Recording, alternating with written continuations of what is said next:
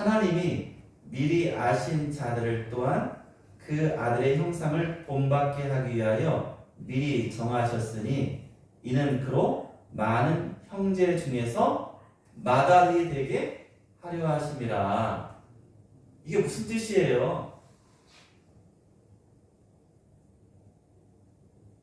이런 노래가 있어요. 주 우리 아버지 우리는 그분의 자녀 예수 우리 형제 손에 손잡고 하나 되어 함께 걸어가리. 자, 이 찬양이 이것과 관련이 있는 거예요.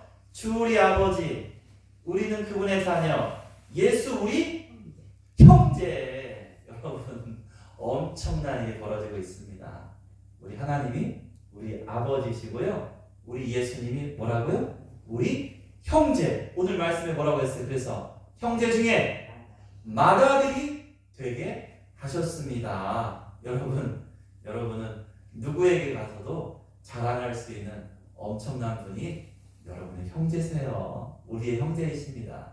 우리 예수님을 우리의 형제로 우리가 이렇게 허락받고 우리가 하나님의 자녀로 그렇게 인치심을 받았다는 것을 오늘 이렇게 말씀해주고 있어요. 이것이 얼마나 큰 은혜입니까?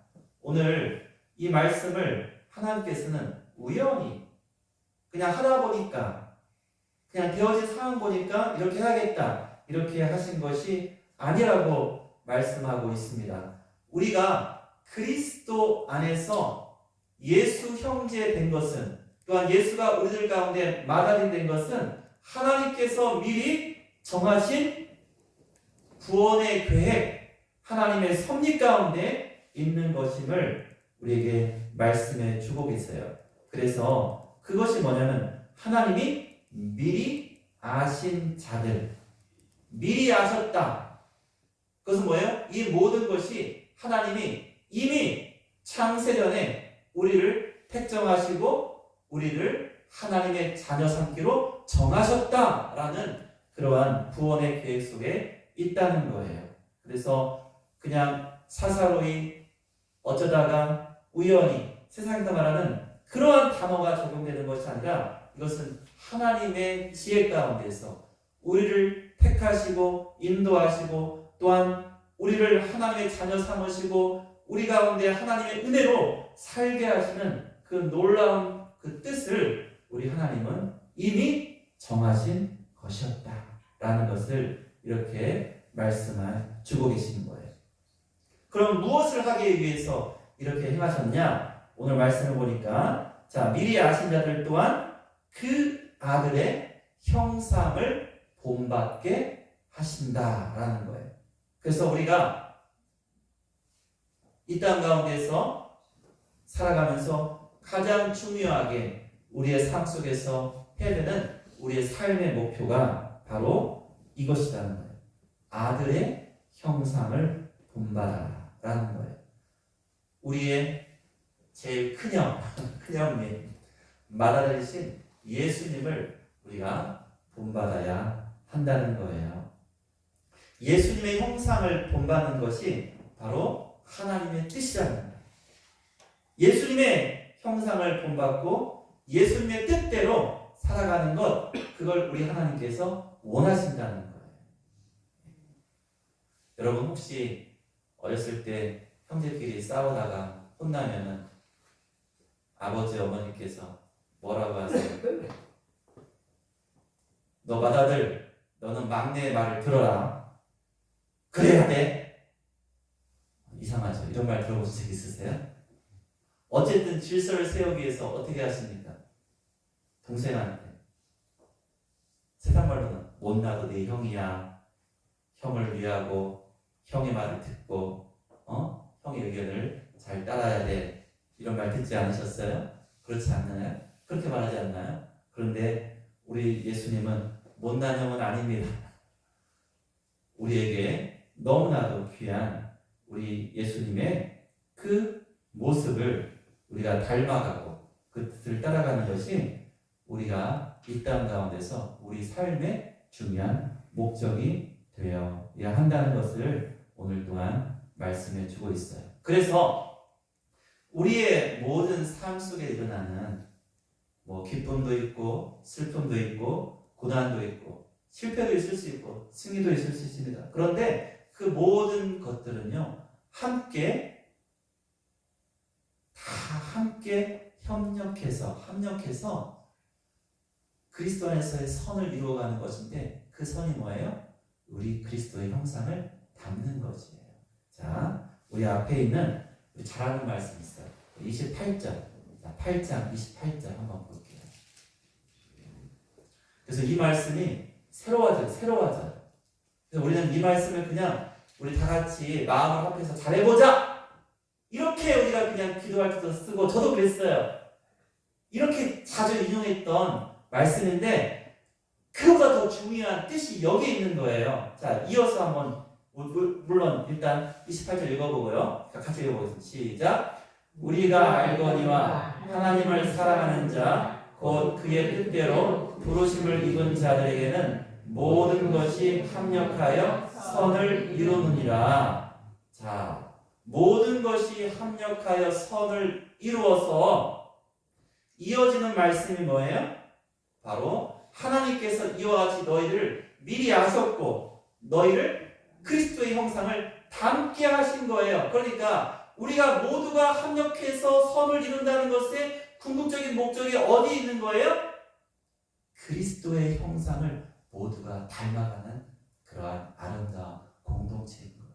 그러니까 우리 사랑의 교회가 모든 것이 합력하여 선을 이룬다는 것은 자, 그냥 보여지는 모습으로 서로가 마음을 같이 하고 서로가 함께 찬양하고 예배하고 서로가 싸우지 아니하고 그렇게 진정으로 그리스도 안에서 사랑을 나누는 그러한 모습으로 하나 되는 것 당연하죠. 그런데 거기에서 드러나는 궁극적인 목표를 우리 하나님께서 뭐로 정하셨어요?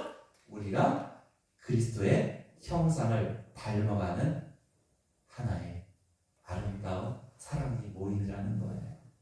우리 모두가 자, 우리 장모님은 누구 닮고 권사님은 누구 닮고 저 형제는 누구 닮고 이렇게 우리가 다른 것을 목표로 하는 것이 아니라 우리 모두가 그리스도의 형상을 닮아가는 것을 함께 목표하고 함께 그렇게 닮아가서 보세요. 저는요 저희 형하고 지금 딱 보면 아마 여러분들이 저희 형을 잘 못 봤으니까 그냥 어서 만나면 저게 이지수 목사 형인지 모를 거예요. 그럴 겁니다. 근데 어렸을 때 본 사람들은 알겠지만은 근데 저는 지금도 이해가 안 되는데 저는 진짜 닮았다고 생각 안 하거든요. 근데 어렸을 때 보면요 그냥 제가 군산에 살고 저희 큰집 이모네 집이 다 이리에 있으니까 익산에 있으니까 놀러 가서 제가 나갔다 들어오고 형이 나갔다 들어오면은 야 너 아까 왔다 가지 않았어? 뭔 소리예요? 저 지금 나왔는데 이게 뭐냐면 닮았다는 거예요. 그리고 심지어 너희 쌍둥이 저는 지금 그렇게 이해가 안 돼요. 말도 안 돼. 이해 안 되죠? 우리 집사람 지금 이해 안 되는데 그게 무슨 말이냐고 안 닮았다고 그러는데 근데 어렸을 때 그렇게 소리 듣는데 근데 어렸을 때 사진 보면요 제가 봐도 안 닮았어요. 우리 형제들은 그럴 거예요. 이준현 집사님 장원 형제랑 닮았어요? 안 닮았죠. 근데 남들을 보면 알아요. 그렇죠. 우리 신랑님이 말씀하셨는데 닮았다는데 우리 그러면 이상 장로님 우리 두 형제가 닮았어요 안 닮았어요? 아니 성격 말고 그 외모가 어때요? 그러니까 유준환 집사님하고 이장한 형제 거의 닮은 거 거의 닮았대요 거의. 놀라운 일입니다. 놀라운 일이에요. 그런데 뭐 여기 이제 사람들이 계시니까 뭐 이렇게 말하면 안 되지만은 저희 장모님의 어머니 그다음에 장모님 이렇게 있는데 제가 처음에 만났을 때는 다 다른 사람이더라고요. 그런데 점점 한 사람으로 가고 있어요. 점점 할머니처럼 어머니가 할머니같이 우리가 그리고 저희 두 사람도 어릴 때는 다른 사람 같았는데 지금은요 점점 닮아가요. 왜 그럴까요? 이게 굉장히 중요한 거예요. 한 형제니까, 한 핏줄이니까 그런 거예요. 우리가 하나님 안에서 우리가 한 형제이면요, 무엇이 드러나야 돼요? 사랑의 교회 다니는 우리 사공리에 다니는 분이나 노진리에 다니는 분이나, 장모님은 화산리인가요? 거기 화산리죠? 예, 화산리도 빼먹으면 안 돼요. 화산리에 다니시든지 사랑의 교회 다니는 우리 형제 자매님들은 모두 한 가지로 닮았다. 뭘 중심으로요? 우리 사랑의 교회 교회들은 예수님을 닮아가는 모습으로 모두가 닮았다. 야, 행동하는 거 보니까 사랑의 교회 사람 맞아. 사랑의 교회 사람들은 이렇게 돼야 된다는 거예요. 이게 우리의 삶의 목표점이라는 거예요. 우리가 말하지 않습니까? 자녀들 보고 하는 짓이 지혜의 압이 똑같아. 그리고 이 한 가정이 어린아이들 있잖아요. 어린아이들이랑 놀이공원 같은데 쭉 가잖아요. 어릴 때 보면은 엄마 아빠 손잡고 가잖아요. 가다가 손을 놓고 갈 때도 있고 좀 떨어져 갈 때도 있어요. 그런데 딱 보면 한 집인 줄 알 수 있어요. 어떻게 알 수 있어요? 걸음걸이가 똑같아요. 걸음걸이가. 아이들이 걸음걸이를 닮아요. 그래서 아빠가 팔자걸음 걸잖아요. 딸도 팔자걸음 걷습니다. 진짜로. 신체 구조가 이상해서가 아니라 어릴 때부터 본 걸음이 뭐예요? 팔자걸음이에요. 그래서 제가 실험을 한번 해보고 싶어요. 물론 그건 아니지만 만약에 바닷개가 이렇게 가는데 이 개를 멍멍이 개랑 다니면 이렇게 갈까? 어릴 때부터 보면 그처럼 닮게 돼 있습니다. 한 형제, 한 가족은 어때요? 닮아요. 이게 엄청나게 중요한 거예요. 그래서 우리 하나님께서 모든 것이 합력하여 선을 이룬다는 것, 그 안에는 화목하고 함께 되어지고 한 마음으로 예배하고 한 마음으로 우리가 하나님의 뜻을 이루어가는 그 모습 가운데, 그럼 가장 중요한 것이 무엇인지를 29절에서 너희 모두가 그리스도 안에서 한 형제로 하나님께서 부르셨고, 그리고 그리스도를 맏아들 되게 하셨으며 너희는 맏아들인 그 그리스도를 뭐예요? 닮아야 된다. 왜 닮아야 돼요? 너희들도 형제자매 봐라. 닮지 않았느냐. 여러분 너무나 잔영한 이치 아닙니까? 그런데 이것에서 만약에 어긋나면은 우리 가운데서는 어쩌면은 나는 아직도 내 믿음이, 나의 신앙이 부족하다든지 아니면 나의 신앙이 어떠한지를 다시 한번 살펴봐야 돼요. 자, 그러면 그리스도를 닮는다는 것 시간이 많이 갔는데 짧게 말씀드리겠습니다. 그럼 그리스도의 성품을 담는 거겠죠? 그렇죠. 우리 모두가 우리 정명이처럼 머리 쫙 길어가지고 예수님 연극할 때 예수님 할 수 있는 그런 얼굴 닮는 거예요? 우리가 이렇게 성화에 나오는 예수님 모습처럼? 그게 아니죠. 우리가 그리스도께서 이 땅 가운데 보여주신 우리 예수님의 그 성품, 그 삶을 우리가 본받는 것 아니겠습니까? 자, 우리 주님은 첫째, 어떠한 분이셨어요? 겸손하신 분이셨어요. 우리 주님이 왜 겸손하셨어요?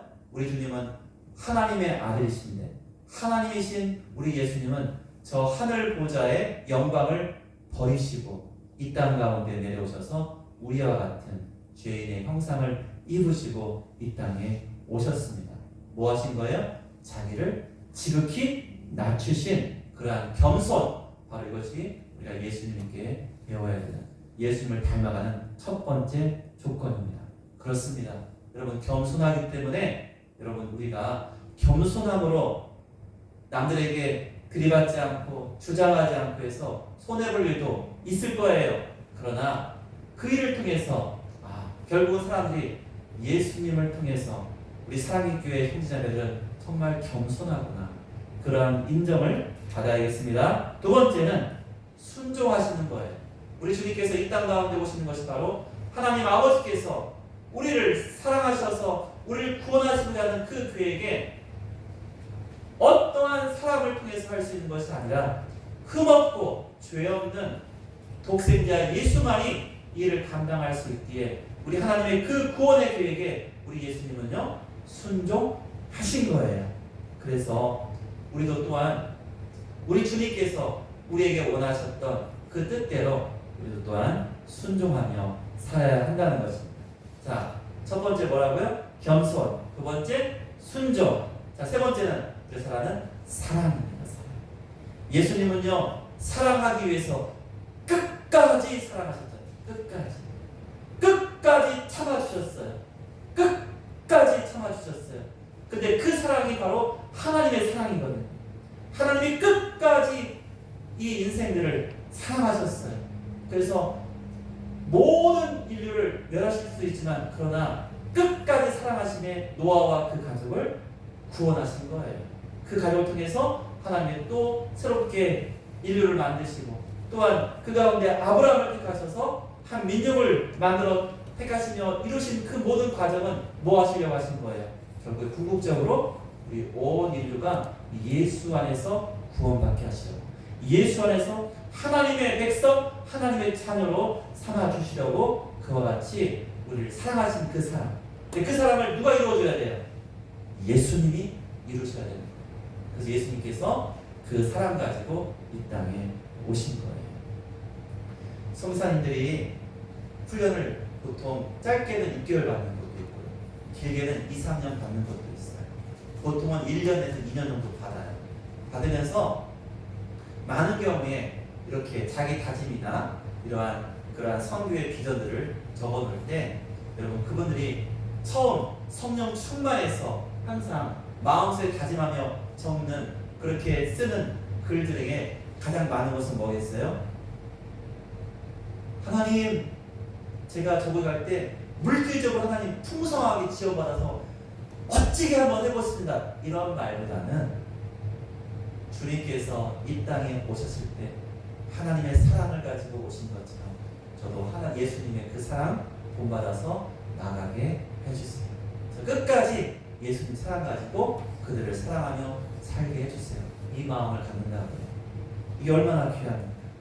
그래서 정말 그렇게 나아갈 때 그래야 하나님의 은혜와 역사가 있음을 수없는 선교지에서 그렇게 나타나고 있는 것이죠. 우리가 계속해서 기도하는 이부할 성사님 아제르바이잔, 그것은 이슬람 지역입니다. 그러니까 어떤 성사들은요, 성사님들은요, 이 성교 보교를 하면요, 교회를 뚝딱 막 몇천 명 이런 게 굉장히 많아요. 그러한 것들이 많았는데 특히 동남아, 중국도 그랬는데 지금 중국은 성교를 못해요. 성사님들 다 쫓겨났어요. 중국이 처음에는 성사들이 와가지고 자기들이 살피지 못하는 지역 곳곳, 시골 곳곳에 사람들한테 이롭잖아요. 왜 도와주고 베풀고 하는 거 있으니까 그런 거를 싹 받아먹고요. 성교를 하는지 그냥 살려는지 다 알아요. 알고서 이제 어느 정도 나라가 갖춰지니까 어떻게 했어요? 다 쫓아냈어요. 물론 지금도 있지만 드러내놓고 성교하지 못합니다. 그리고 중국 사람들을 통해서만 지금은 거의 가능한 상태로 바뀌었어요. 그래서 그 성교 본부가 중국에 있던 본부가 전부 특히 태국으로 많이 내려가 있어요. 태국으로. 그리고 전에보다 훨씬 비밀리에 진행되고 있습니다.